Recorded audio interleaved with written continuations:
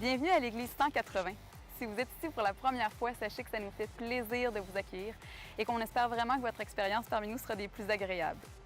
Aujourd'hui, vous allez entendre un discours simple et actuel au sujet de la Bible. Vous pourrez aussi apprécier une musique positive, contemporaine, imprégnée de foi et d'espoir, le tout dans une ambiance décontractée, tout en savourant un bon café.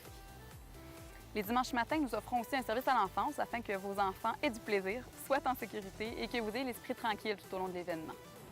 Pour ne rien manquer, suivez-nous sur notre page Facebook ou visitez notre site Web. Au nom de toute l'équipe de l'Église 180, bonne rencontre!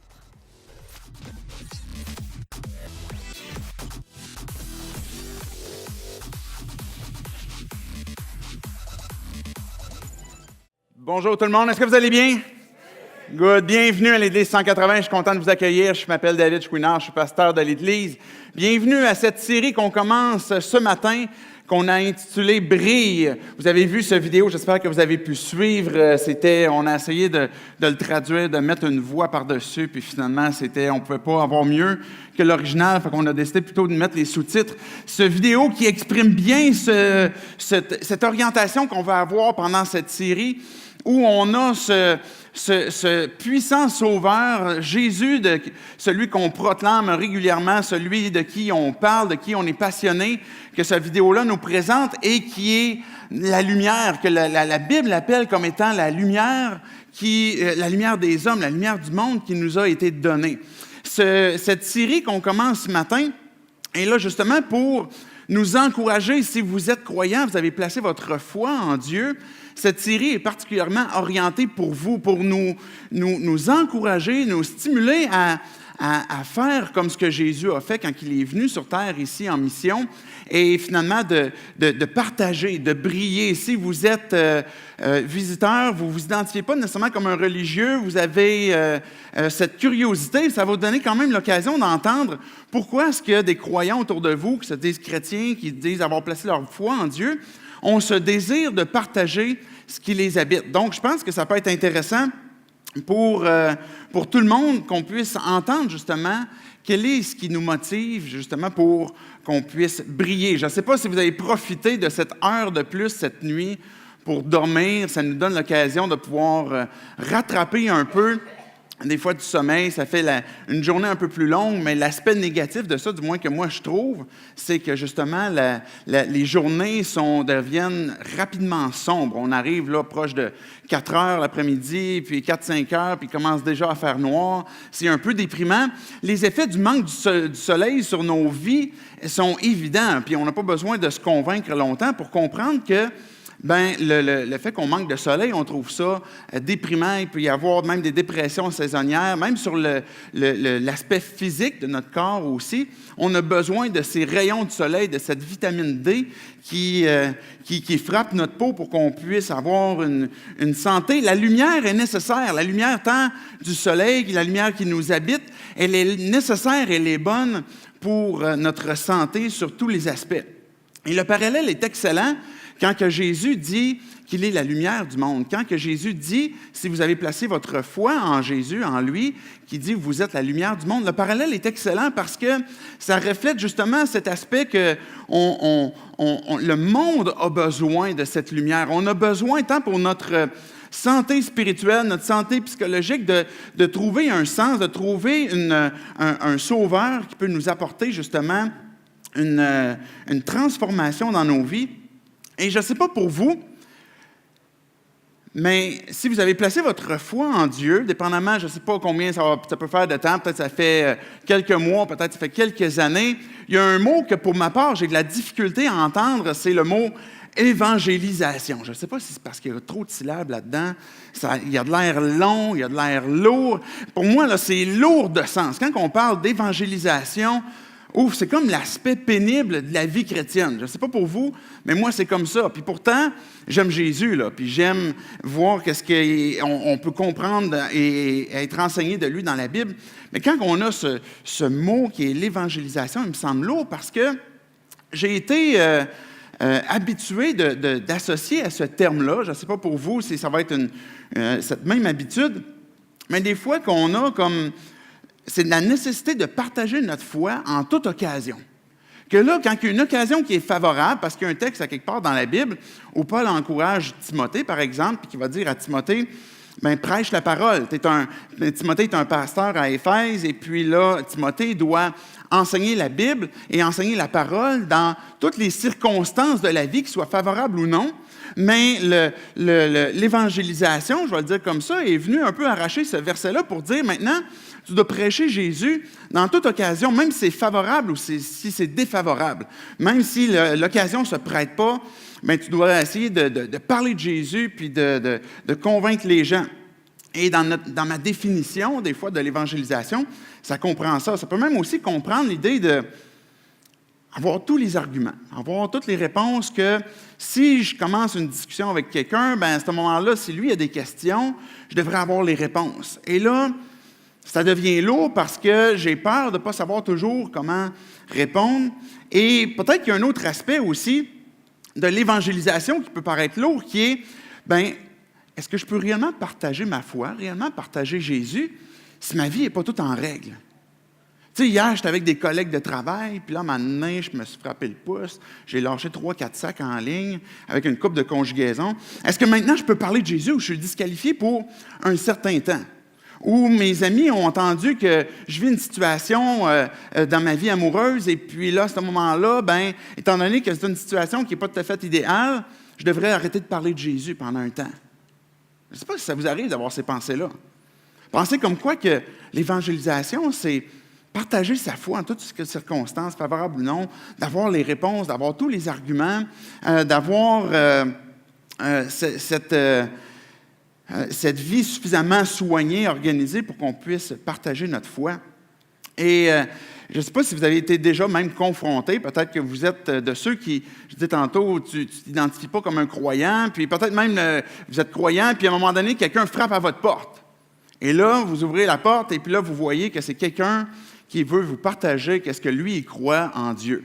Je ne sais pas comment vous le vivez, là. Moi, je suis un croyant.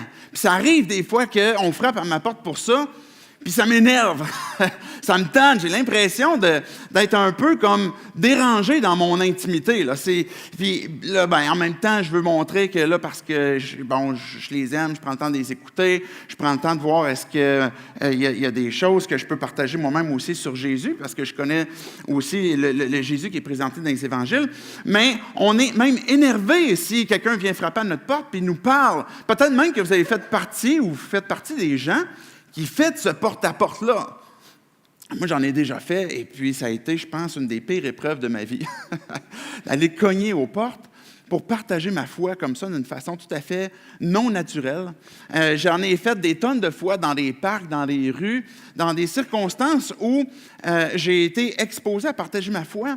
Et l'évangélisation, selon la définition que je suis en train de dépeindre, est quelque chose qui est lourd pour plusieurs d'entre nous si vous êtes croyants. C'est quelque chose qui, on se dit, bien là, tu sais, moi, je suis pas à l'aise avec ça. Je trouve que c'est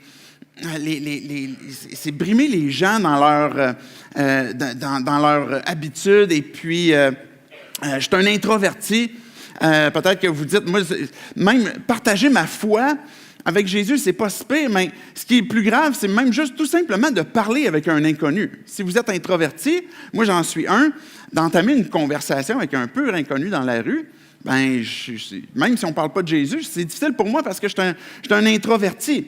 Est-ce que l'évangélisation, je l'utilise encore ce grand mot, appartient uniquement à ceux qui sont des extrovertis, qui ont une bonne compréhension de ce que la Bible dit et puis qui ont une vie suffisamment rangée?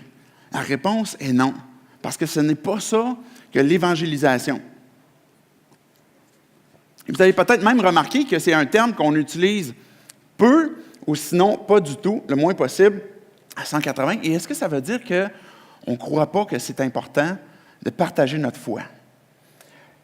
Ce que je crois, ce que l'on croit, c'est que de partager notre foi doit être quelque chose de beaucoup plus naturel, doit être quelque chose qui nous habite.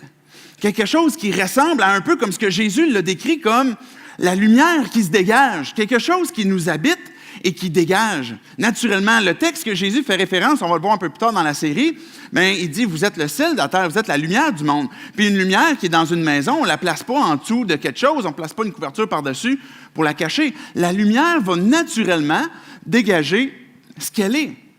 Et c'est ça que d'être des témoins, c'est ça que de vivre notre foi.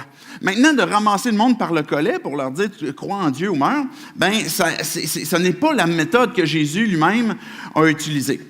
La question que je voudrais vous poser, pour peut-être réfléchir vous-même à la dernière fois où vous avez partagé votre foi. Quelle est la dernière fois où vous avez eu le courage de partager en qui vous croyez? Peut-être que pour plusieurs d'entre nous, ça remonte à quand même un certain temps. Mais pourquoi? Si on prend le temps de réfléchir, chacun d'entre nous, pourquoi? Pourquoi est-ce qu'on a ce frein? Pourquoi est-ce qu'on met cette couverture-là par-dessus la lumière qui est peut-être envie de ressortir et qu'on ne partage pas? Souvent, on s'arrête on ne sait pas comment amorcer une conversation. Je donne un exemple, et puis là, j'y vais en toute humilité, parce que même si je suis supposé des fois de bien connaître la Bible et puis de pouvoir parler de Jésus spontanément, très récemment, la maman d'un ami d'un de mes enfants vient à la maison chercher son enfant. Et puis, commence à me parler qu'elle a des difficultés à la maison, commence à parler qu'elle a des difficultés avec son enfant. Et là, elle me dit spontanément, elle sait que je suis pasteur, elle n'est pas croyante. Elle dit, mais là, j'ai dit à mon enfant que là, s'il ne changeait pas son comportement, j'allais t'en parler parce que toi, tu es pasteur. Et là, moi, j'ai juste des points de suspension dans le front. Je ne sais pas quoi dire, je ne sais pas comment enchaîner la conversation. Je suis juste comme déculotté, là. Je ne m'attendais pas à ça. Et puis là, tout ce que j'ai trouvé à dire, c'est « Ah ouais, ben, c'est drôle, ça, c'est une bonne idée. » Puis d'à peu près tout ce que j'ai réussi à dire, je ne sais pas, je me souviens pas, je vous ai conté cette expérience-là aussi. Je m'en vais à m'amener l'été qui vient de passer, à une pisciculture, et puis j'étais à la pêche là, et puis à la fin, je rencontre le monsieur qui apprête les poissons, qui est le propriétaire. Puis là, il me dit « Ah, qu'est-ce que vous faites dans la vie? » Fait que là, je dis « Bon, je suis pasteur. » Puis là, il me pose la question « Qu'est-ce qui t'a amené à faire ça? » Mais je sais qu'est-ce qui m'a amené à faire ça. Mais là, dans le contexte précisément, c'est comme si je m'en souviens plus. Pourquoi je fais ça dans la vie? Je ne sais pas, un petit peu là. C'est comme si j'ai plus de suite, là. Je ne sais pas, j'ai perdu mes moyens, je ne m'attendais pas tant à la question. Souvent, on me pose la question, hey, ça fait quoi un pasteur? Tout ça, mais pas, qu'est-ce qui t'a amené à faire ça? Il est en train de me poser la question sur mon histoire, dans le fond. Et j'ai été surpris. Mais souvent, on peut arriver à ces expériences dans nos vies où on en a eu quelques expériences, puis là, j'ai pas su quoi répondre, j'ai pas su comment intervenir, j'ai pas su quoi dire. Et là, on se décourage de nous-mêmes parce que on ne sait pas comment aborder une conversation. Si demain matin, tu es à la machine à café au travail, puis on te parle de la météo, bien là, ça veut dire quoi d'évangéliser? Tu sais, s'il faut que je plug Jésus, c'est comme comment je vais réussir à intégrer Jésus dans une conversation de pluie? Souvent, on va essayer de se casser la tête comme ça, puis on va se décourager parce qu'on ne sait pas comment, ni comment amorcer, puis tout à coup que la conversation commence à avancer. Des fois, on ne sait pas même comment la continuer. Alors, on a ces peurs de partager notre foi par un souci de performance de ce que je vais présenter. Des fois, on a peur de comment ça va continuer parce que peut-être qu'on ne sait pas comment articuler les choses. On ne sait pas, on est habitué à un langage d'Église et c'est normal qu'il y ait un langage d'Église quand on vient parce qu'évidemment, on lit la Bible et il y a des termes qui sortent de là. Mais ce qui est important, c'est qu'on soit capable d'articuler les choses comme ce qu'on les articule au travail, qu'on les articule avec un enfant et puis qu'on soit capable de parler tout simplement de ce que Dieu a fait en nous. Mais on va se priver des fois de le faire parce qu'on se dit, mais tout à coup, je ne réussis pas à formuler les choses comme, tu sais, dans le langage d'Église, puis là, on va parler comme une espèce, les anglophones, ils disent le Christianese, comme une espèce du chrétien avec du chinois mélangé ensemble, puis que plus personne ne comprend. Et on a ces peurs de comment partager, comment on va faire, comment est-ce qu'on doit le faire. Et la première question en introduction que je veux qu'on voit ce matin, c'est pas tant qu'on se donne des ressources à savoir comment, mais je veux commencer, évidemment, on va en voir à travers chacun des discours, mais plutôt pourquoi est-ce qu'on devrait briller? Parce qu'en répondant à cette question-là, au pourquoi, c'est qu'on vient replacer au plus profond de notre cœur et dans nos pensées la motivation qui fait de pourquoi est-ce qu'on le ferait. Est-ce que vous me suivez? Donc, on peut se donner toutes sortes de trucs de comment est-ce qu'on va le faire, puis qu'est-ce qu'on va dire, etc. Mais la première des choses qu'il faut qu'on sache, c'est est-ce que, premièrement, là, dans le fond de moi-même, là, je sais pourquoi je vais le faire. Pourquoi je vais partager ma foi? Pourquoi est-ce que c'est nécessaire, même pour moi comme pour les autres qui l'entendent, que je brille? Et l'expression qu'on va utiliser à travers la série, on l'a appelée « brille », c'est exactement pour ça, pour que ça évoque quelque chose de plus naturel.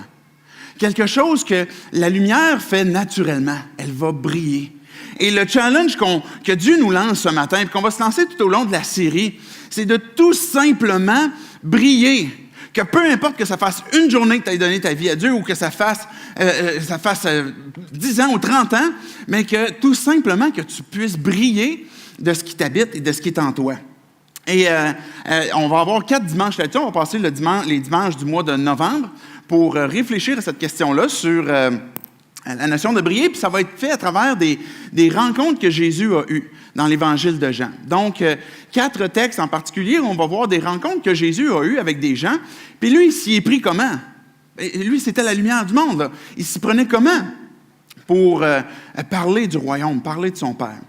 Donc, j'aimerais qu'on puisse prier tout simplement, disposer nos cœurs, nos pensées, à comprendre qu'est-ce que Dieu a à nous dire pour chacun d'entre nous et pourquoi est-ce qu'il nous interpelle à briller. Dieu, on vient devant toi pour te louer, parce que première des choses, Dieu, c'est toi qui es venu nous rencontrer le premier. Ce qui t'a motivé à venir nous rejoindre, c'était ton amour. Tu nous as tellement aimés, Père, que tu nous as donné ce que tu avais de plus cher. Tu as fait le sacrifice le plus grand, l'ultime sacrifice que celui de ton Fils, qui est mort pour nous. Dieu, on veut te louer pour ça. On veut te dire qu'on est reconnaissant, que quand on place notre vie en toi, notre foi en toi, nos vies sont transformées. Et notre prière ce matin, Dieu, pour chacun d'entre nous, c'est que tu puisses nous aider à comprendre qu'est-ce que tu fais de nous, qu'est-ce que tu t'attends de nous, pour qu'on puisse le mettre en pratique aussi. Prendre le courage nécessaire et puis pratiquer ce que tu nous demandes. Et c'est dans le nom de ton Fils Jésus-Christ qu'on prie ces choses. Amen. Donc, c'était l'introduction comme telle à la série. Et la première des raisons pour laquelle Dieu nous interpelle à briller, que Jésus nous interpelle à briller, c'est à cause de ton histoire. Si tu as placé ta vie entre les mains de Dieu, ou ce que tu lui as fait confiance pour dire, là, Dieu, je n'ai pas le contrôle sur ma vie, je vais te faire confiance. Mais la première des raisons pour laquelle tu veux briller, c'est parce qu'il y a quelque chose qui s'est passé en toi. Il y a quelque chose qui, dans ton histoire, peu importe aussi longue qu'elle peut être, peu importe les mauvais coups et les mauvaises choses que tu as vécues dans le passé, ou les bonnes choses que tu vas vivre ou que tu vis présentement, ton histoire a été transformée. Et ça, c'est la première motivation que tu as à « je veux briller ». Parce que ce que Dieu a fait en moi, je veux que ça paraisse, je veux le vivre. Et si tu as envie de briller, c'est parce que réellement, Dieu est en train d'opérer quelque chose et tu es en train d'expérimenter la vie de Jésus dans ta vie. Est-ce que vous me suivez? Donc, c'est cette première des raisons pour laquelle on veut grandir. J'ai apporté une première image simplement pour nous donner une compréhension globale de l'histoire. J'ai appelé l'histoire de l'Évangile, l'histoire de la bonne nouvelle. L'histoire qu'on trouve dans la Bible. Si vous regardez, par exemple, Genèse 1 et 2, on va voir comme quoi qu'on a été créé pour le bon. On a été créé pour être en relation avec Dieu et puis qu'on puisse vivre avec lui. C'est le pourquoi qu'on a été créé. Dieu, s'il nous a créés à son image, c'est pour qu'on puisse être en relation avec lui. On arrive dans Genèse 3 et là arrive le péché, arrive finalement l'orgueil où ce que l'homme, il se dit, suite au conseil de Satan, il se dit, moi, peut-être que je pourrais être comme Dieu. Je pourrais gérer ma propre vie comme je veux être puissant, je veux diriger tout ce que je veux, etc. Et donc, ce que Dieu me demande de faire, c'est-à-dire de ne pas toucher l'arbre de la connaissance, le fruit, la connaissance du bien et du mal, en le prenant, le péché est entré, et là, ce que ça illustrait, et le fruit est plus que juste un fruit, il y a toute une attitude que ça révèle derrière le fait que de prendre ce fruit-là, qui est une attitude de rébellion, une attitude de « Dieu, tu m'as créé pour telle affaire, mais maintenant je prends ma vie en main puis je fais telle affaire ». Et à partir de ce moment-là, l'humanité a été infectée, a adhéré à cette vision des choses, à cette philosophie-là, et on arrive dans le deuxième bloc où on a été détruit. Le monde, même la nature, même nos relations, principalement les relations avec Dieu, mais les relations aussi dans le couple, avec nos enfants, avec nos patrons, avec nos employés, etc. Et les relations sont brisées, sont détruites par le péché.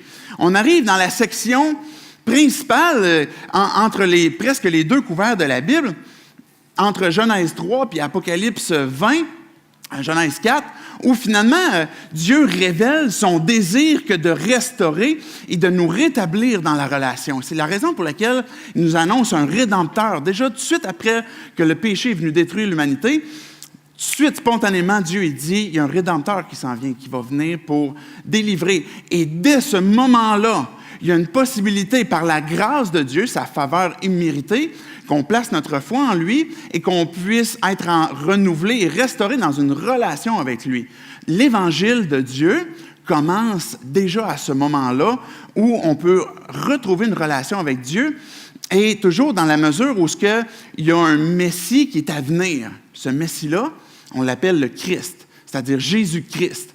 Et donc, dans la principale partie de la Bible, ce que Dieu est en train de nous révéler, finalement, c'est qu'on est racheté pour la vie et qu'on est envoyé pour inviter les gens à revenir dans cette restauration-là, dans cette vie-là. Est-ce que vous me suivez?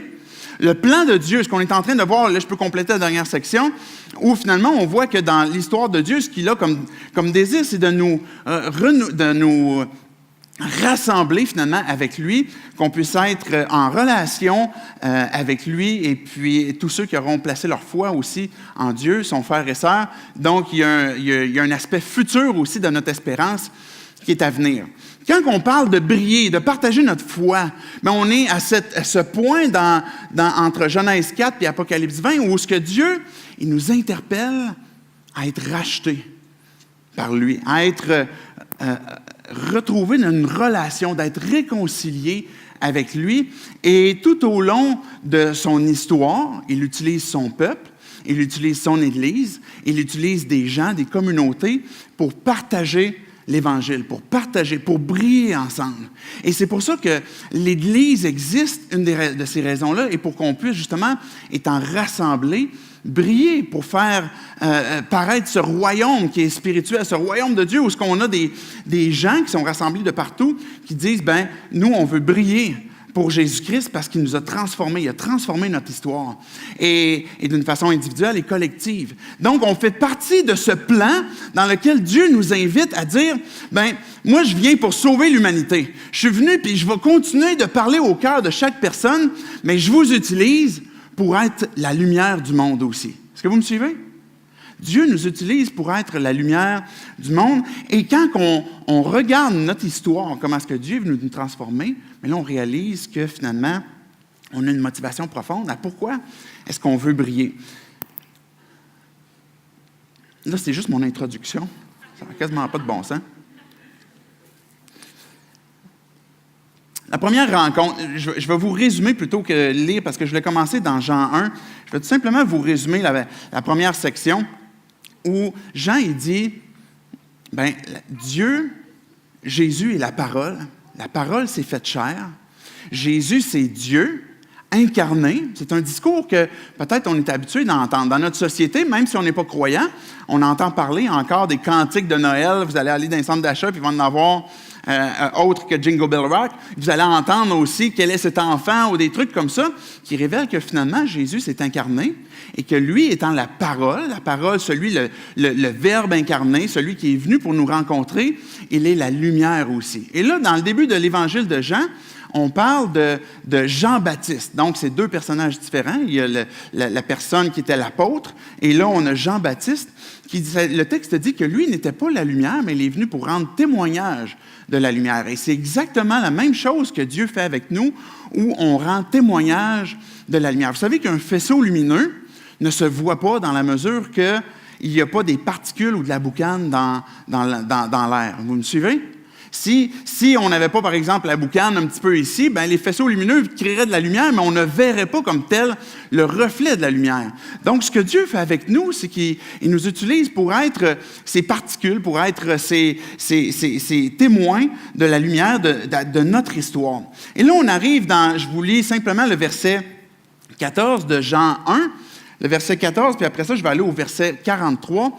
Le verset 14 dit, « Et la parole », et là on parle de l'apôtre Jean qui est en train de témoigner de ça, « La parole s'est faite homme, elle a habité parmi nous, pleine de grâce et de vérité, et nous avons contemplé sa gloire, une gloire comme celle du Fils unique venu du Père. » On arrive au verset 43.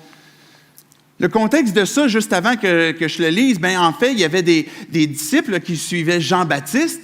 Et puis là, à un moment donné, Jésus a passé devant Jean-Baptiste. Puis là, Jean-Baptiste, il a dit, « Voici l'agneau qui ôte le péché du monde. » Donc, 2 de ses disciples qui étaient avec Jean-Baptiste ont parti pour suivre Jésus. Et de ces 2 disciples-là, à un moment donné, il y en a un qui est allé chercher Philippe.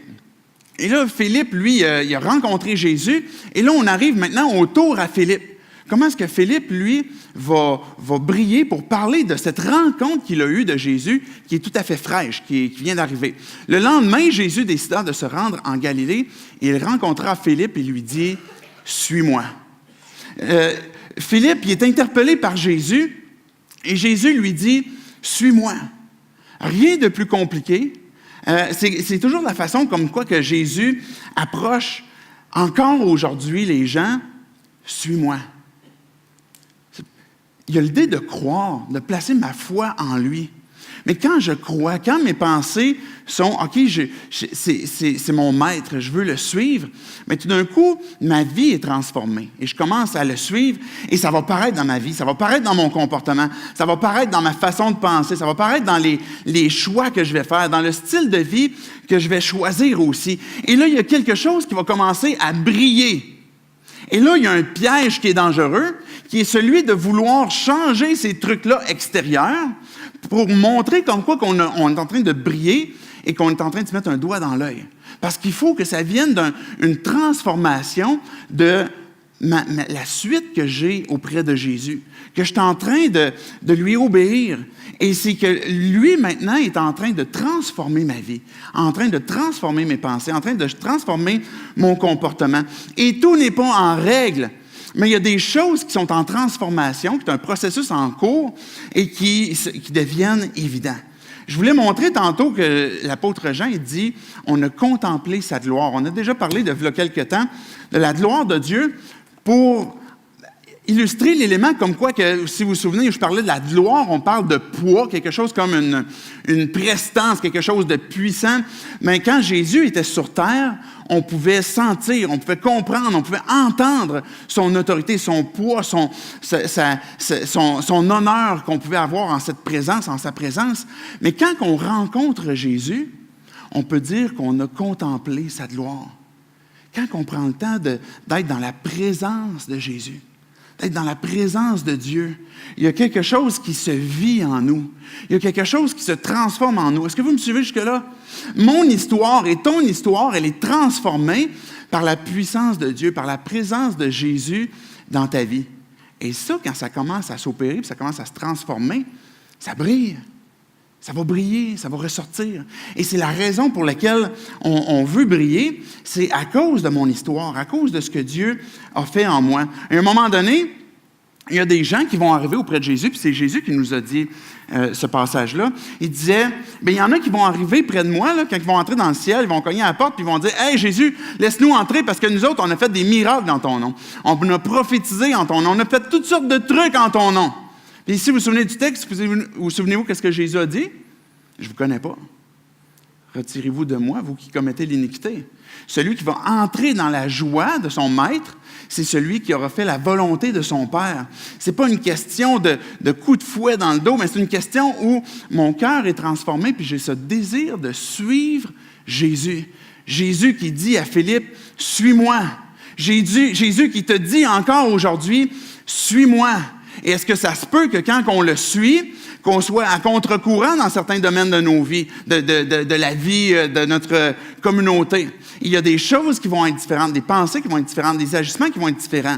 Et quand on agit mal ou quand on se trompe, quand on désobéit, quand on a fait un fail, une gaffe, bien, on se repent, on demande pardon, on confesse, puis on revient. Et c'est ça qui fait la différence de la vie d'un croyant et c'est ça qui fait que ça brille naturellement à cause de ton histoire, l'histoire de ce que Jésus fait dans ta vie. J'utilise souvent l'illustration parce que je trouve qu'il est parfait du vendeur et puis du client. On n'est pas des vendeurs professionnels où on cherche à convaincre les gens en transformant notre vie extérieure, transformer nos habitudes, notre façon de parler, nos certains agissements pour que ça paraisse de l'extérieur sans que ça soit vrai à l'intérieur. Je ne suis pas en train de dire les vendeurs, ils sont tous des menteurs. C'est pas ça que je suis en train de dire non plus. Mais ce que je suis en train de dire, c'est qu'on n'a pas cette pression de chercher à convaincre pour amener les gens à croire. Tout ce que l'on est, c'est des clients satisfaits. Pas juste parce qu'on est venu à lui v'là X temps, puis que notre vie a été transformée, des ténèbres à la lumière, mais parce qu'encore aujourd'hui, je peux témoigner de comment est-ce que Dieu a transformé et est intervenu dans ma vie. Parce qu'on manque à tous les jours, on va pécher encore à tous les jours, et le fait que d'être un témoin de Jésus-Christ, vous serez mes témoins à Jérusalem, en Judée, en Samarie, jusqu'aux extrémités de la terre, mais d'être un témoin, ça inclut certainement le fait qu'on est des témoins du passage où, à un moment donné, on a fait ce 180 pour commencer à suivre Jésus-Christ, mais on est des témoins aussi de comment est-ce qu'aujourd'hui je suis Jésus. Et comment est-ce que ça se peut qu'aujourd'hui, j'aille manquer, puis j'ai eu un ferme, et que Dieu me restaurer encore aujourd'hui? Parce que c'est ça la puissance de l'Évangile pour celui qui croit. C'est la puissance de Dieu pour transformer nos vies. Et à cause de l'Évangile, ton histoire est continuellement transformée. Quand Jésus a dit à Philippe, « Suis-moi », c'était pas juste comme, « Aujourd'hui, tu me suis, puis après ça, le reste du temps, ça va être correct. On va dire que tu m'as suivi là, donc tu es un de mes disciples. » Mais ça implique de continuer dans le temps. Et le fait de suivre Jésus, l'histoire de Dieu, l'histoire de l'Évangile me transforme au moment où j'ai donné ma vie à Jésus et puis que là, je place ma foi en lui parce que là, je dis, OK, Jésus, je comprends que sans toi, là, je suis perdu. Je ne peux pas m'en sortir. J'ai besoin d'un sauveur. Je fais ce 180 parce que je place ma foi en toi. Je place ma confiance en toi. Le péché qu'on vient dans Genèse 3 qui me séparait de toi, maintenant, je vais être réconcilié et Père, à cause du sacrifice de ton Fils que tu m'as donné pour prendre mes péchés, maintenant, je te suis. Et donc, à partir du moment où j'ai fait ce 180-là, Dieu m'a sauvé de la culpabilité de mes péchés. Vous me suivez? Donc, il y a un élément qui est passé où Dieu, finalement, a enlevé la condamnation. Il n'y a aucune condamnation pour ceux qui sont en Jésus-Christ. Donc, dans le passé, dans le moment passé, au moment où j'ai placé ma foi en lui, j'ai été sauvé. Et il y a un aspect futur aussi, où quand on arrive, on parlait tantôt Apocalypse 22, 21, 22, etc., où que là, il y a un aspect futur de notre espérance. On est sauvé de la présence du péché, des effets du péché sur nos vies. Donc, l'aspect futur est aussi vrai où on peut dire « je serai sauvé » parce que je vais être enlevé à un moment donné de la présence du péché à partir du moment où je vais aller le rejoindre au ciel ou au moment que Jésus va revenir. Mais on peut dire aussi au moment présent qu'on est sauvé, on est en train d'être sauvé de la puissance du péché dans nos vies. Vous me suivez? La puissance du péché dans nos vies est un témoignage, est quelque chose qui brille aussi présentement quand on place notre foi en Dieu. Donc, il y a un aspect pas uniquement passé, où là, quand je témoigne, bien, c'est juste de comme qu'est-ce qui m'est arrivé, ou de quelque chose qui est un élément futur dans mon espérance, mais comment est-ce qu'aujourd'hui, Jésus fait une différence dans ma vie? Comment est-ce que je l'expérimente? Parce que je continue de lui faire confiance, parce que je continue de le servir, je continue de m'attacher à lui. Pourquoi est-ce qu'on veut partager notre foi? Parce qu'on veut tout simplement laisser cette transformation dans nos vies s'opérer par Jésus et laisser briller, laisser ce qui est en train d'être transformé et mon histoire, j'en ai pas honte. L'Évangile, j'en ai pas honte parce que c'est cette puissance qui se dégage dans ma vie de Dieu pour me transformer encore aujourd'hui. Et c'est la raison pour laquelle je veux briller, tout simplement. Et ce qu'on a contemplé de la gloire de Dieu et ce qu'on contemple encore, ben ça va transparaître. Parce qu'à partir du moment qu'on marche dans la lumière, comme lui-même est dans la lumière, on est comme ces particules que je disais tantôt qui se placent dans le faisceau de lumière et qui reflètent la présence de Dieu et qui brillent. Maintenant, la deuxième raison, j'en avais 4. Je ne vous traînerai pas aussi longtemps, mais je veux qu'on puisse comprendre c'est quoi ces vérités que Dieu nous donne. Que ton histoire fait une différence. Évidemment pour toi, mais sur ta façon aussi de briller. Ta façon de partager comment est-ce que Jésus intervient dans ta vie. Ton histoire est importante. C'est quoi ton témoignage à toi? C'est quoi ton histoire? Qu'est-ce qui t'est arrivé? Il y a peut-être des choses dans ta vie que tu as honte. Puis l'idée, ce n'est pas de ressortir tous les côtés les plus profonds de ton passé. Mais comment est-ce que Dieu est venu intervenir dans ta vie? Comment est-ce que tu as compris que tu n'avais pas besoin de gagner la faveur de Dieu? Que peut-être tu travaillais pour être accepté, peut-être que tu travaillais pour avoir un regard sur toi d'approbation, de faveur. Comment est-ce que tu as été libéré de chercher à gagner un pardon? Comment ton histoire a été transformée par le désir de Dieu de te transformer, de te tendre la main et de te donner finalement l'acceptation, de te donner son pardon, de te donner une place. Quand on vient à Dieu et qu'on se tourne vers lui pour être sauvé, on est inclus dans sa famille. C'est pour ça qu'on l'appelle Père. C'est la raison pour laquelle Jésus nous a enseigné à prier le « Notre Père », pour qu'on comprenne qu'on a été introduit dans sa famille et que maintenant, il n'y a plus une question d'approbation, que Dieu est devenu mon Père, que j'ai pu avoir peur de la mort, que j'ai pu avoir des craintes de quoi que ce soit, parce que je peux placer ma foi en Dieu et que je n'ai pas eu besoin de gagner mon ciel. Mais je me suis tourné vers lui et puis ma vie est encore transformée aujourd'hui. Brille, la deuxième raison, brille à cause que le monde a besoin d'un sauveur. Pense à des gens près de toi. Peut-être un collègue de travail, peut-être des gens dans ta famille, peut-être un conjoint, des enfants, des amis. Tous ces gens-là que tu peux passer dans ta tête, que tu peux imaginer. Tout le monde a besoin d'un sauveur. C'est la raison pour laquelle on veut briller. C'est la raison pour laquelle Jésus est venu pour offrir, que le Père nous a donné Jésus pour offrir un sauveur. Regardez les versets 44 et 45 si on poursuit ce qui s'est passé avec Philippe. Philippe, il était de Bethsaïda, de la ville d'André et de Pierre. Philippe rencontra Nathanaël. Il y avait un chum qui était pas trop loin, qui a croisé, puis il lui dit « On a trouvé celui que Moïse a décrit dans la loi et dont les prophètes ont parlé, Jésus de Nazareth, fils de Joseph. » Philippe, il parle à Nathanaël, puis il dit « On l'a trouvé le Messie. » Et là, il va faire référence aux écrits de Moïse et aux prophètes, et c'est une expression qui réfère finalement à la Bible, je peux dire que les gens avaient à l'époque. Évidemment, les gens n'avaient pas encore Matthieu, Marc, Luc, Jean, c'était pas écrit, tout ce qui suit par après. Mais la Bible que Jésus avait et que les apôtres avaient, les disciples pouvaient avoir, bien, c'était justement ces écrits de l'Ancien Testament qui avaient déjà été écrits depuis plusieurs années. Donc, Moïse, par exemple, qui sont des textes clés pour les Hébreux et qui parlent de la loi que Dieu avait donnée, qui révélait finalement les perfections de Dieu, je vais le dire comme ça, et les prophètes qui révélaient aussi ce message d'appel. On revient tantôt au schéma que je disais, quand que Dieu interpelle l'humanité à l'Évangile, c'est qu'il nous interpelle à revenir dans une relation restaurée avec lui. Entre Genèse 4 et Apocalypse 20, ben, les prophètes c'était des preachers là, du temps. Puis ce qu'ils disaient au peuple, c'est, ben, Dieu, il vous interpelle à placer votre confiance en lui, à abandonner votre péché, puis à vous tourner vers Dieu. Et puis les prophètes annonçaient des fois des jugements à cause de la rébellion qu'on pouvait avoir. Puis les prophètes annonçaient aussi dans le futur des délivrances qui s'en venaient.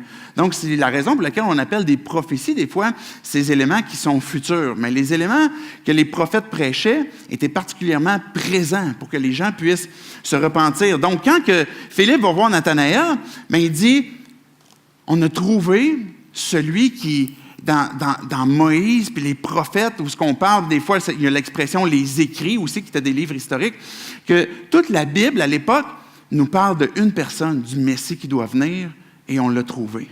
C'est intéressant que Philippe emploie l'expression, justement, la loi de Moïse. Vous savez, la loi de Moïse était un lourd livre. On en a parlé déjà il y a quelques dimanches, et qui avait plusieurs lois, au-dessus de 600 lois, qui reflétaient les attentes divines. Et on a une espèce de condensé de ça, qu'on peut appeler les 10 commandements. Je ne sais pas si vous avez déjà vu le film là, avec le monsieur avec la barbe, là, puis les tables de la loi, là, puis qui casse ça maintenant quelque part, puis il y a un veau d'or là-dedans. Mais ça, c'était les tables de la loi, et il y a les 10 commandements. Je ne sais pas si vous les connaissez. Un résumé rapide.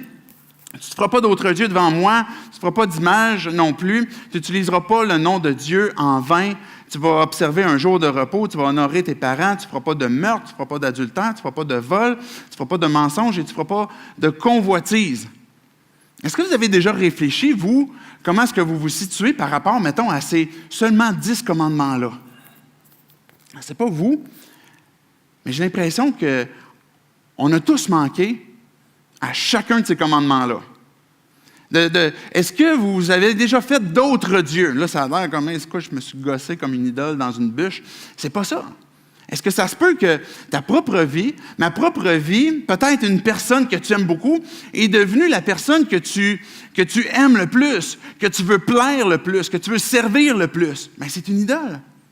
Est-ce qu'on a failli à ça? Oui.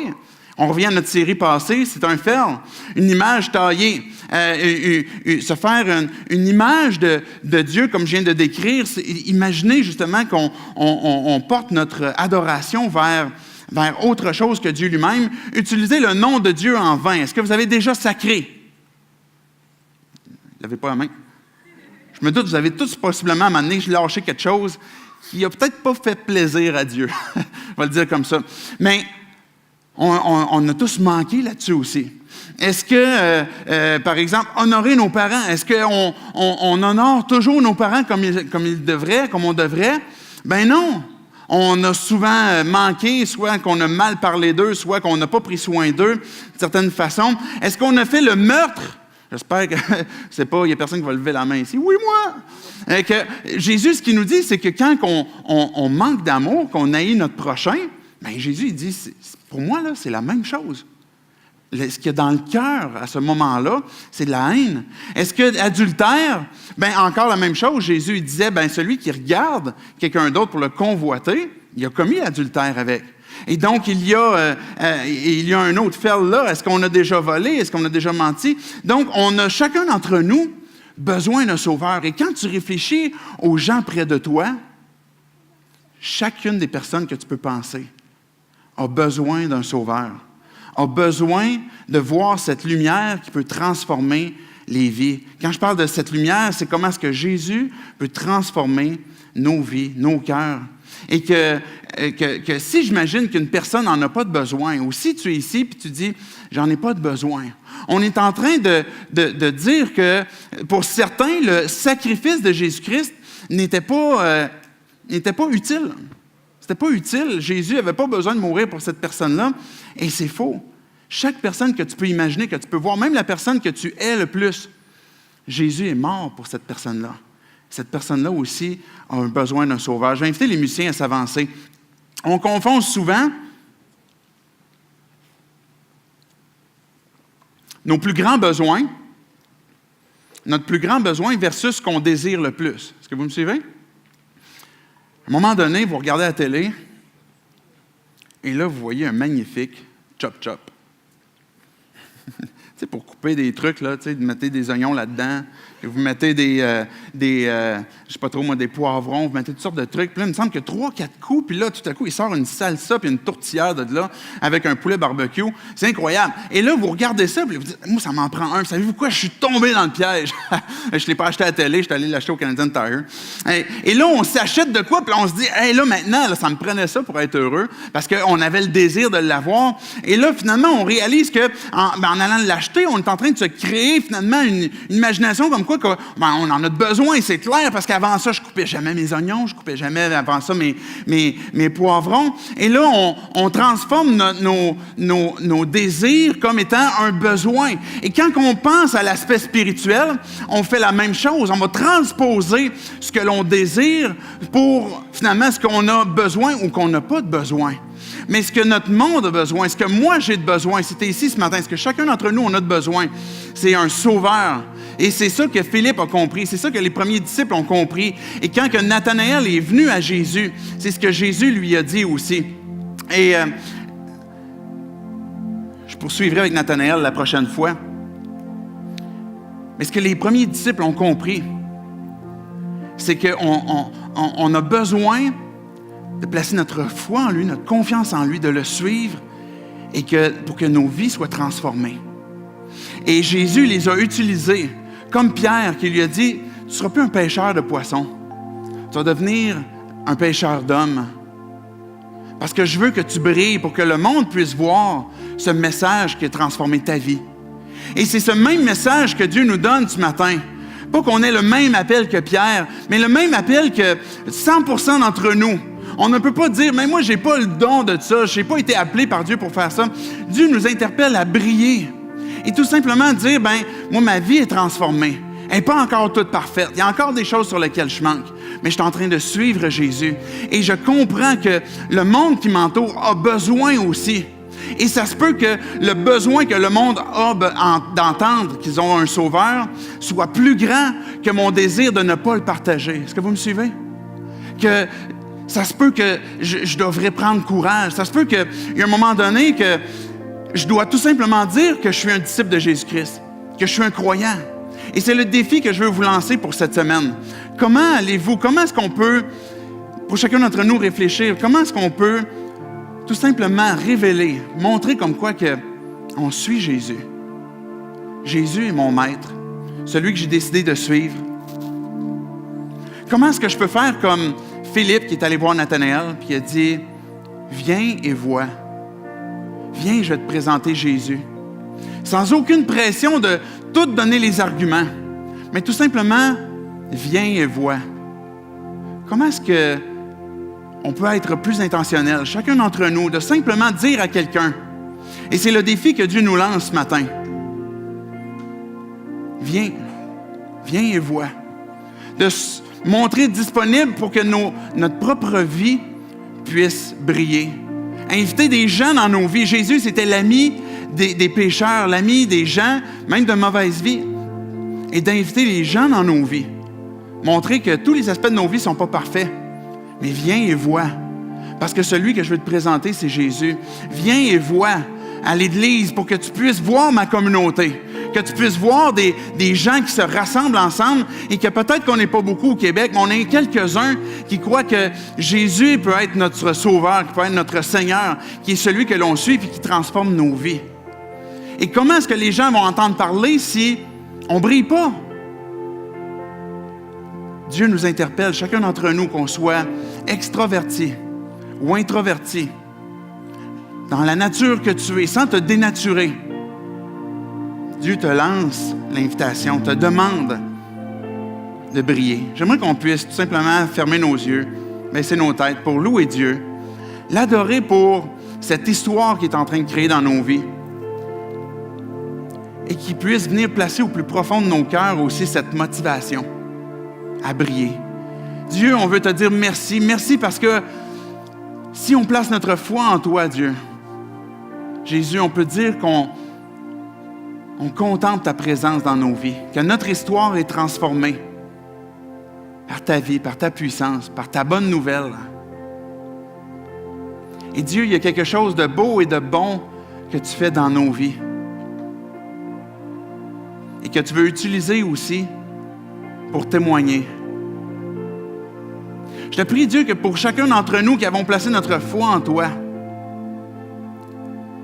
que tu puisses nous faire comprendre tout simplement comment est-ce que tu t'attends de nous de briller. De tout simplement dire qu'on te suit, sans avoir la pression de tout avoir à dire, de tout avoir les réponses. Mais de tout simplement dire, qu'on le sait en qui on a cru et qui est vivant dans nos vies. Que tu puisses venir placer, Dieu, cette vérité au plus profond de nos cœurs, cette compréhension que les gens qui sont près de nous, les gens qui habitent dans notre monde, ont ce besoin aussi d'un sauveur. Dans ton puissant nom, Seigneur Jésus-Christ, qu'on prie ces choses. Amen.